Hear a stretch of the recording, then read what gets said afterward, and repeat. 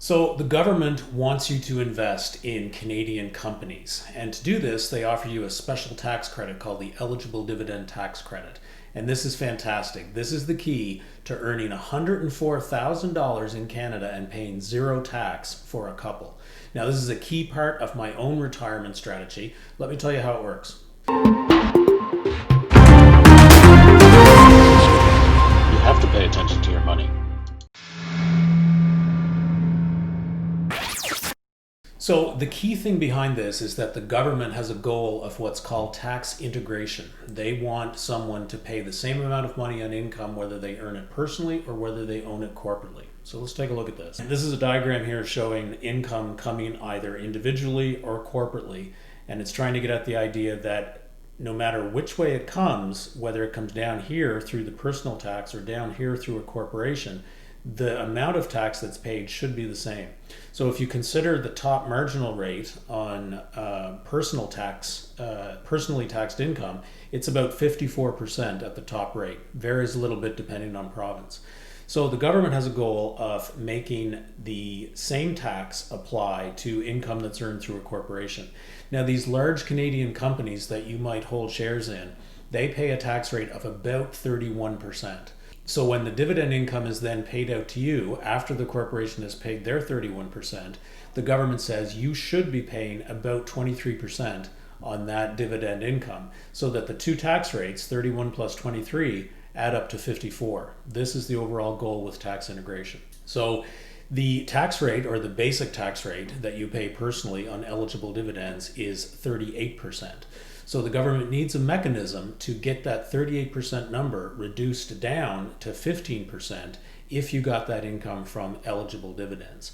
Now that 15% number happens to be the exact percentage that's applied to the eligible dividend tax credit. So let's take a look at the detailed calculation, and we'll work through an example line by line of how this works at the maximum amount, which for an individual, as you can see here, is $52,000. So if you consider someone that making $52,000 from dividend income, the tax calculation that gets applied to this is first they gross up the amount of this eligible dividend by multiplying it by 1.38. This is called your grossed up amount, and that number is what's used to calculate all of your taxes. So here the federal tax owing on that number is a little over $12,000.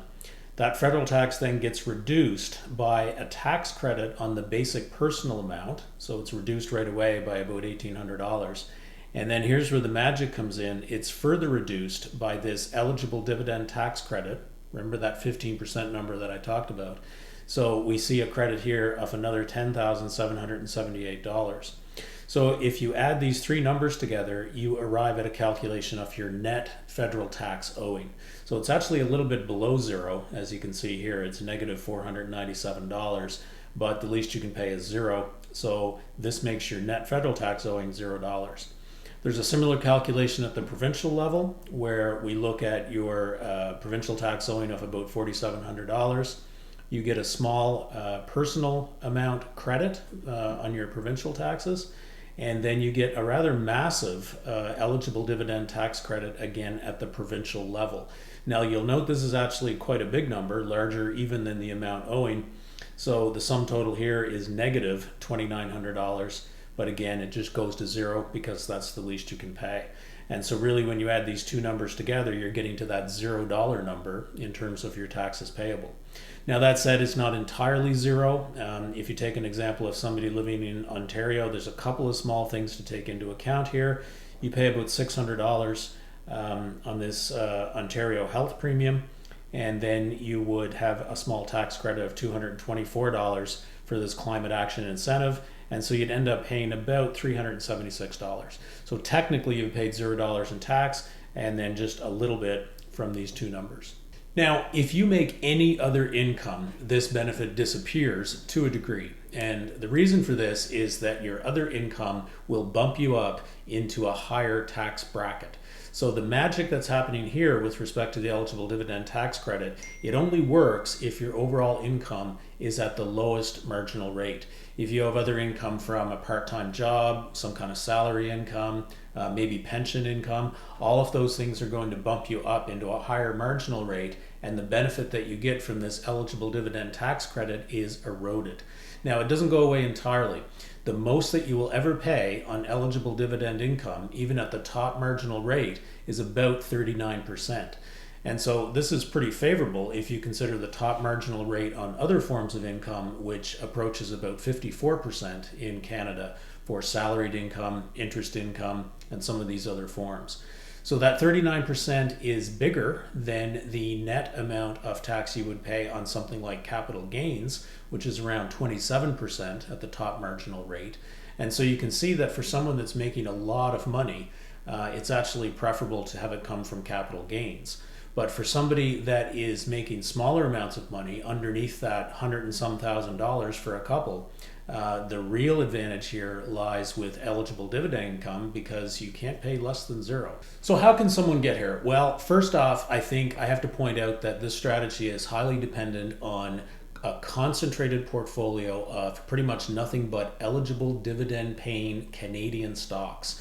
US stocks don't have the same tax credit applied to them. And so you have to really focus your portfolio only on Canadian companies that pay an eligible dividend. And typically this is going to mean fairly large cap, mature companies. And so right off the bat, you're probably going to realize that this is going to result in a lack of diversification in your portfolio. You're going to be concentrated in that one country.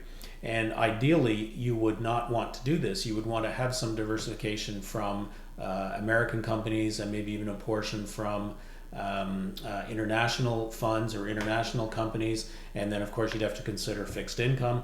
So this is not a diversified portfolio. It's kind of the opposite of that. I think you have to consider, though, do the tax advantages in your particular situation outweigh the benefits that you would otherwise get from diversification? They absolutely might. Now, of course, the other issue with this is that you need a very sizable portfolio to generate this kind of dividend income.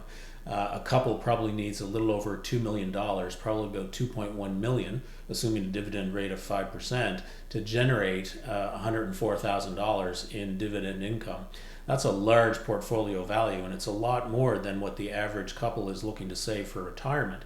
I think most folks are probably aiming for a little over 1 million, maybe 1 point something, in terms of being able to comfortably retire at a reasonable age and hit that magic 4% withdrawal rate to sustain them in retirement. This strategy takes a lot more capital. That said, I think it's achievable for a lot of people if they're aggressive savers, if they are highly focused on this dividend growth investing strategy, and especially consider that in your retirement years, you may have access to additional capital if you were willing to sell your house, sell your business, and dedicate some of those other funds to this particular strategy. I think you could absolutely hit that number. Now, also understand that you don't need to max this out. This worked quite well at lower numbers as well. This is just the cap. If you're pulling in, say, $80,000 in eligible dividend income across a couple, you're still paying no tax. And if you think about that, that's still enormously beneficial. Somebody making $65,000 in gross income and then paying tax is at the exact same situation as somebody making $52,000 a year and paying zero tax. So if you take that tax bill out of your expense calculation in your retirement years, you actually need a lot less money to fund your expenses if that tax bill is gone. So guys, I know this is a little bit theoretical, but I hope it gives you something to think about and illustrates the importance of tax planning and how it can play a role in your own retirement planning and your investment plan. It's absolutely a big part of my plan, and I'll probably do some more videos on the topic. So if you like this one, please consider giving it a thumbs up, hit the subscribe button, ring the bell, and I'll see you in the next video.